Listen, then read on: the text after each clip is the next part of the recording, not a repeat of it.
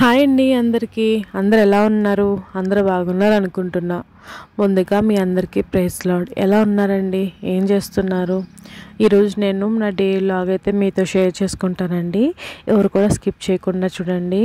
నేనైతే ఇక్కడ ఇడ్లీ అయితే చేసుకుంటున్నాను.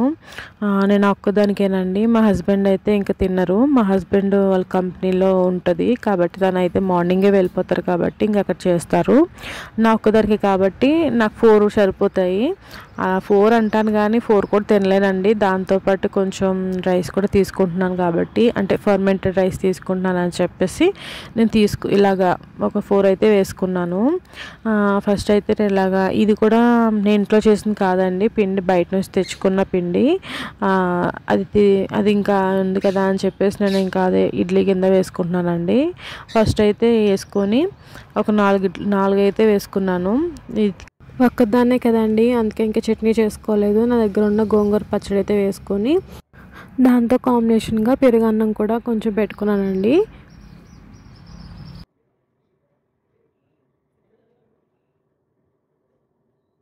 ఫస్ట్ అయితే నేను ఇలాగా తెచ్చుకున్నాను, అదే తిందామని తీసుకున్నాను కానీ అన్నీ తినలేదండి. నాకు ఎందుకో తినాలనిపించలేదు, ఫుల్గా అనిపించింది. ఒక్కదాని ఉన్నాను కదండి, అంత ఇంట్రెస్ట్గా అనిపించదు, కొంచెం తినాలి కూడా అనిపించదు. అందుకని ఇంకా 3 తిని దాంతోపాటు కొంచెం రైస్ కూడా ఉంది, అది కూడా హెవీ అయిపోయింది. కానీ తినాలని చెప్పి తిన్నాను అనమాట. ఎందుకంటే మంచిది కదా, మన గట్ హెల్త్కి అనేది చాలా మంచిగా యూజ్ అవుతుంది కదా, అందుకని చెప్పేసి నేనైతే ఇలాగా రైస్ అయితే తీసుకున్నాను. ఇంకా అది కంప్లీట్ చేసుకున్న తర్వాత ఇంకా రైస్ పప్పు అయి నానబెడదామని చెప్పేసి వంటగదిలోకి వచ్చి ఫస్ట్ అయితే రైస్ అయితే నానబెడుతున్నానండి. ఫస్ట్ 2 టైమ్స్ అయితే నేను ఇలా కడుక్కుంటున్నాను. కడిగేసుకొని ఒక 2 టైమ్స్ కడిగి ఇలా నానబెట్టేసానండి.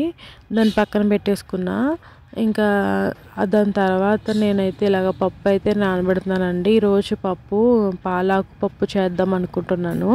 దానికోసం నేను ప్రిపరేషన్ చేసుకుంటున్నాను. ఫస్ట్ పప్పు అయితే నానబెట్టుకోవాలి కదా, కనీసం ఒక 2 అవర్స్ అని నానబెట్టుకోవాలి కదండి పప్పు అనేది. అది ఫస్ట్ అయితే నానబెట్టేసుకుంటాను. ఇలా నేనైతే 1.5 తీసుకున్నాను. చూసారు కదా కప్స్ నేను ఎంత వేసానో, అలా వేసుకొని ఒక 2 టైమ్స్ 3 టైమ్స్ కడుక్కొని దీన్ని కూడా నానబెట్టేసి పక్కన పెట్టేసుకుంటానండి. దీని తర్వాత నేను పాలాకు ఉంది కదా, దాన్ని కూడా క్లీన్ చేసుకోలేదు కాబట్టి క్లీన్ చేసి పెట్టేసుకున్నాను అనుకో, వాటర్ ఏమన్నా కూడా డ్రై అవుతాయి కదా, అందుకని చెప్పేసి ఫస్ట్ క్లీన్ చేసేసి పక్కన పెట్టేసుకుంటాను. ఎక్కువగా ఉంది కదండి, అందుకని చెప్పేసి నేను సగం తీసేస్తాను దీంట్లో.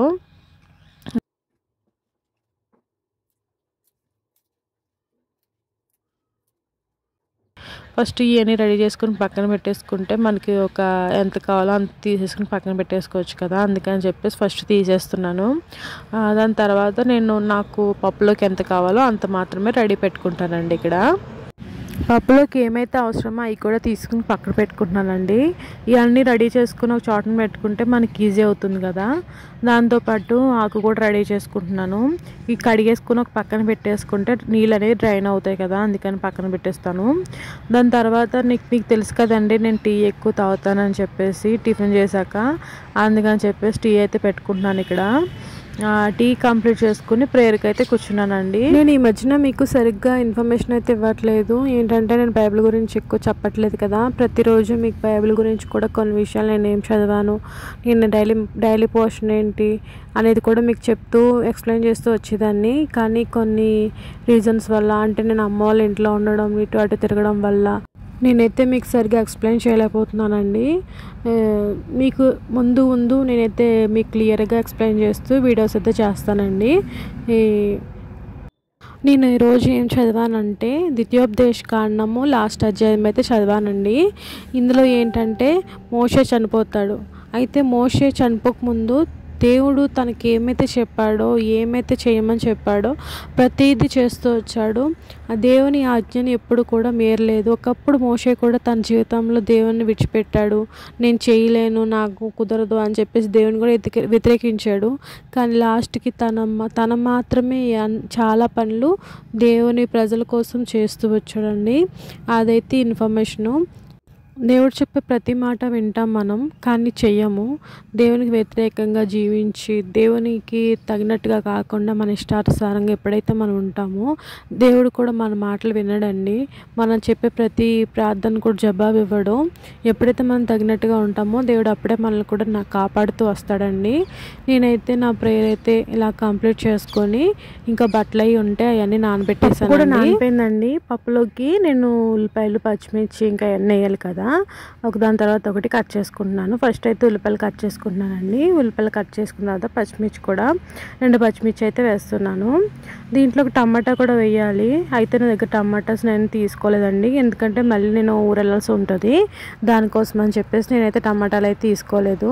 జస్ట్ మళ్ళీ వేస్ట్ అయిపోతాయి కదా ఇంట్లో ఉంటే, అందుకని చెప్పి తీసుకోలేదు. ఓన్లీ పాలకు మాత్రమే వేసేసి కట్ చేసేసి వేసేస్తున్నానండి. అన్నీ వేసేసి దీంట్లోకి నేను ధనియాల పౌడరు 1 స్పూను, కారం 1 స్పూను, 1/2 స్పూన్ ఏమో పసుపు వేసి కొంచెం ఆయిల్ వేసుకొని వాటర్ అనేది అడ్జస్ట్ చేసుకొని మూత పెట్టేసి స్టవ్ మీద పెట్టేశానండి.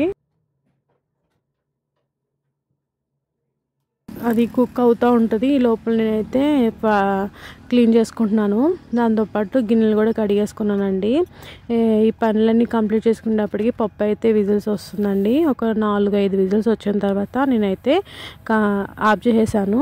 దాని తర్వాత రైస్ కూడా పెట్టేసుకున్నానండి. రైస్ కూడా కుక్ అయిన తర్వాత అప్పుడు తాలింపు వేస్తాను, ఎందుకంటే అది స్టీమ్ అయితే ఉంటుంది కదా, దానివల్ల నేను ఇంకా తీయలేదు. అది స్టీమ్ అంతా పోయిన తర్వాత అప్పుడు తాలింపు వేస్తాను. ఈ లోపల రైస్ అయితే ఉడికిపోయింది. దీనికి కూడా అన్నం కూడా వాష్ చేసుకుని స్టవ్ మీద ఒక 2 నిమిషాలు అనేది పెట్టేస్తే అన్నం కూడా కంప్లీట్ అయిపోద్ది కదా.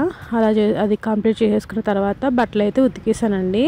నేను ఇంకా దీన్ని ఉతకడం అన్నీ చూపించలేదండి, ఎందుకంటే బాల్కనీ చిన్నది కదా, అన్నీ చూపించడానికి కూడా కష్టం అవుతుంది కదా, అందుకని చెప్పేసి నేనైతే చూపించలేదు. బట్టలు అయితే కంప్లీట్ చేసుకొని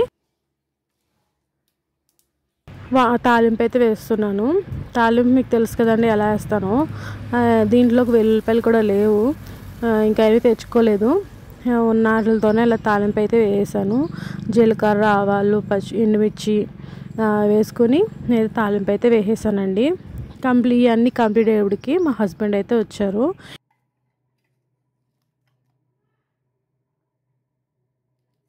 హస్బెండ్ ఫ్రెష్ అయ్యేలోగా నేనైతే రైస్ అన్నీ రెడీ పెట్టేశానండి. వచ్చిన తర్వాత పప్పు, పాలాకు, దాంతోపాటు కాంబినేషన్గా మా హస్బెండ్ వచ్చేటప్పుడు క్యాబేజీ ఫ్రై తీసుకొచ్చారండి. దాన్ని కూడా వేసుకొని దాంట్లో కొంచెం గోంగూర పచ్చడి కూడా వేసుకొని మేమైతే మా లంచ్ అయితే కంప్లీట్ చేసామండి. దీని టేస్ట్ అయితే చాలా బాగుందండి. కాంబినేషన్గా మాకు ఇది క్యాబేజీ ఫ్రై తీసుకొచ్చారు కదా, దాంతో పాటు తిన్నాం కదా, చాలా బాగుంది. నిజం చెప్పాలంటే ఇది బయట ఫుడ్ అయితే మంచిది కాదండి. ఏ ఆయిల్ వాడతారో తెలియదు. దీంట్లో కలర్ కూడా వేశారు, మాకు తెలుసు, కానీ ఇంకా తప్పదు కదండి, ఎప్పుడో ఒకసారి తింటాము. ఇంక ఈవేళ అయితే ఇంకా తప్పలేదు మాకు తినడానికి. ఇంకా అందుకని ఇలా అయితే కంప్లీట్ చేసామండి. ఇంకా కొంచెంసేపు రెస్ట్ తీసుకుని ఈవినింగ్ టైంలో ఇలాగ టీ పెట్టుకొని తాగుతున్నామండి. దాంతోపాటు ఇంకా స్నాక్స్ కింద అరిసెలు, దాంతోపాటు ఇంకా గులాబ్ పువ్వు అంటారు మా సైడ్ అయితే, అది కూడా పెట్టుకొని మేమైతే ఈ తింటూ టీ అయితే కంప్లీట్ చేసామండి. ఇవి అయితే మా నైబర్స్ అయితే ఇచ్చారు. అంతేనండి. ఈ వ్లాగ్ మీకు నచ్చినట్లయితే లైక్ చేయండి, షేర్ చేయండి, సబ్స్క్రైబ్ చేయండి.